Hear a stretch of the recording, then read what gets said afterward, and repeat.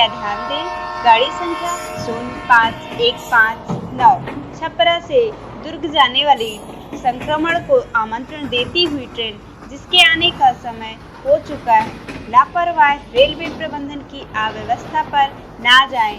सामाजिक दूरी का ध्यान रखते हुए संक्रमण को अपने पास आने से स्वयं बचाएं। ये आपको बता दें कि पूरे देश में रेलवे कुछ विशेष ट्रेन चला रही है, लेकिन उन विशेष ट्रेन में किस तरीके से अव्यवस्था हावी है ये हम आपको उस ट्रेन के सफर में ले जाकर आपको दिखाएंगे। लेकिन सबसे बड़ी बात यह है कि जबकि तीसरी लहर की भी कहीं ना कहीं आशंका जताई जा रही है और ये भी लगातार निर्देश दिए जा रहे हैं, प्रोटोकॉल जारी किए जा रहे हैं कि अगर हम संजीदगी नहीं बरते तो कहीं ना कहीं बहुत ही जल्द तीसरे वेव की भी आने की संभावना है। जी हाँ, दक्षिण पूर्व मध्य रेलवे और बिहार से आने वाली जो ट्रेन है उनमें जो भीड़ है और उनमें जो यात्रियों की संख्या है वो कहीं ना कहीं संक्रमण को इस तरीके से पूरे देश में संक्रमण को फैलाने का काम कर रही है। जी हाँ, आपको हम दिखाते हैं कि एक डिब्बे में जिस डिब्बे की कैपेसिटी 70 या 80 लोगों की होती है उसमें 3 से 350 लोग होते हैं। जिस सीट की कैपेसिटी 2 से 3 लोगों की होती है वहां पे 8 से 10 लोग इस तरीके से बैठ के यात्रा कर रहे हैं। और ऐसे में सवाल सबसे बड़ा ये है कि ना इसके लिए जीआरपी, ना आरपीएफ, ना ही रेलवे प्रबंधन या टीटीओ का एक जो टीम होता है किसी भी तरीके से विजिट करता। लिहाजा व्यक्ति किसी भी तरीके से एक ही डिब्बे में जा के कहीं ना कहीं संक्रमण को एक दूसरे पर बांटने का काम कर रहे हैं। आइए हम आपको ले चलते हैं उस ट्रेन के संक्रमण भरे उस ट्रेन के उस सफर पर जहां देख के आपके रोंगटे खड़े हो जाएंगे।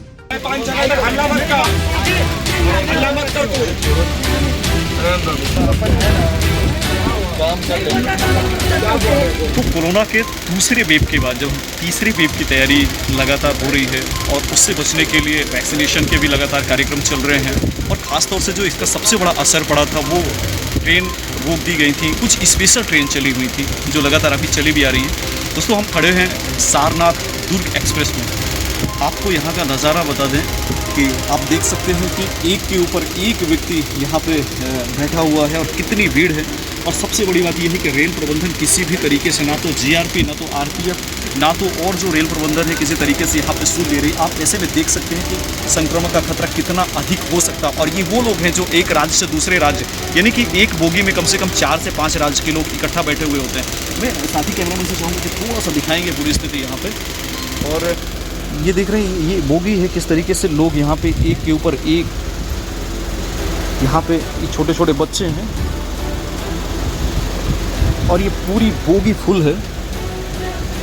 और जिस सीट में तकरीबन 3 लोग बैठने चाहिए थे वहाँ पे 4-4, 6-6 लोग बैठे हुए हैं। लोगों की मजबूरी है। ये आपको बता दें कि ये देख सकते हैं आप कि किस तरीके से लोग, कितनी भीड़ है यहाँ पे।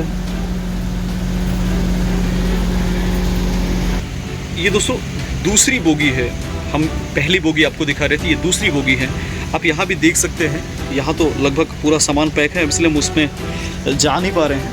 लेकिन इसके बाद ये स्थिति देख रहे हैं आप, ये दोस्तों ये सारनाथ एक्सप्रेस है और तकरीबन ये 11:30 बजे शहडोल पहुँचती है और उसके बाद ये दुर्ग तक जाती है। और इसमें ज़्यादातर वो लोग होते हैं जो मज़दूर होते हैं, एक राज्य से दूसरे राज्य काम करने जाते हैं।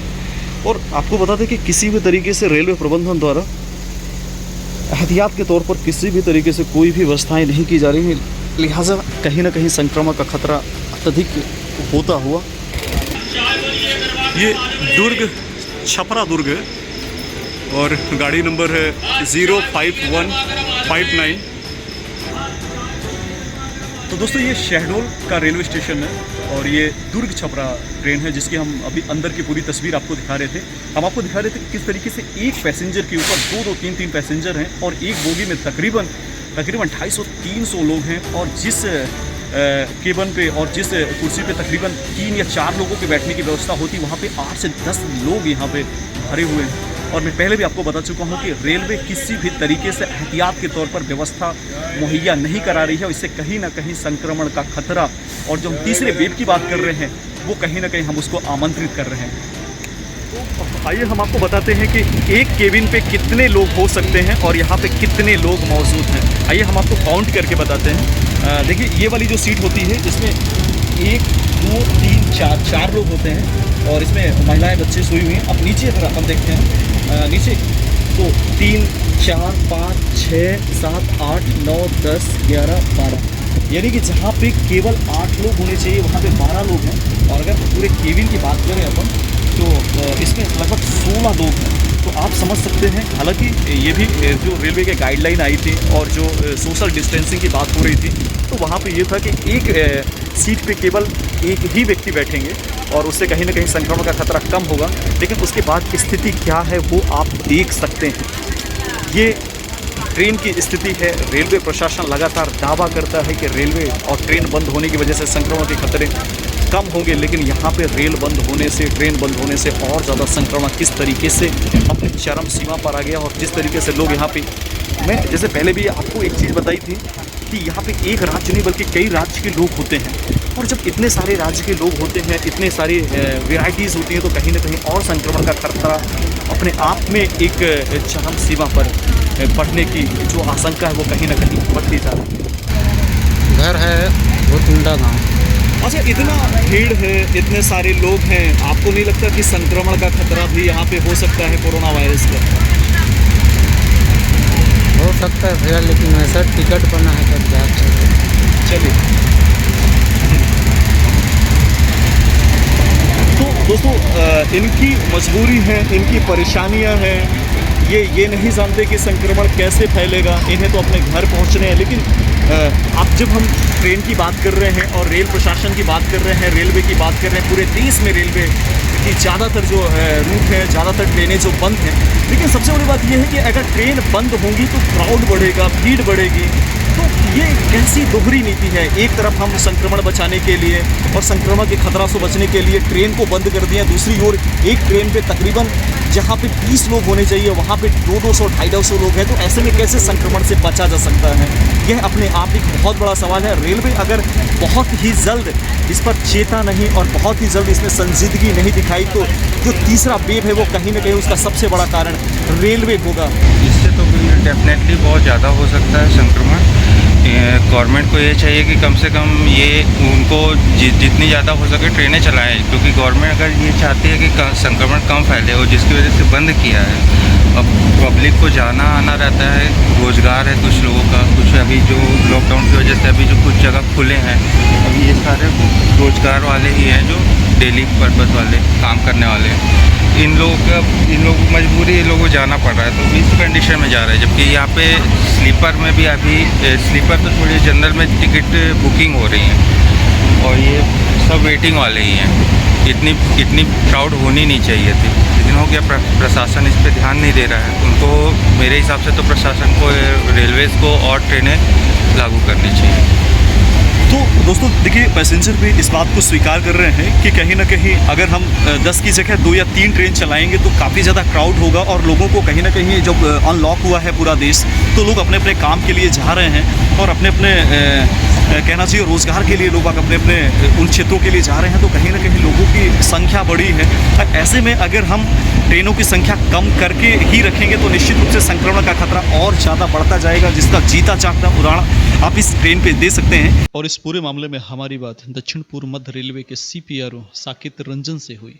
आइए उनका क्या कहना है, सुनते हैं।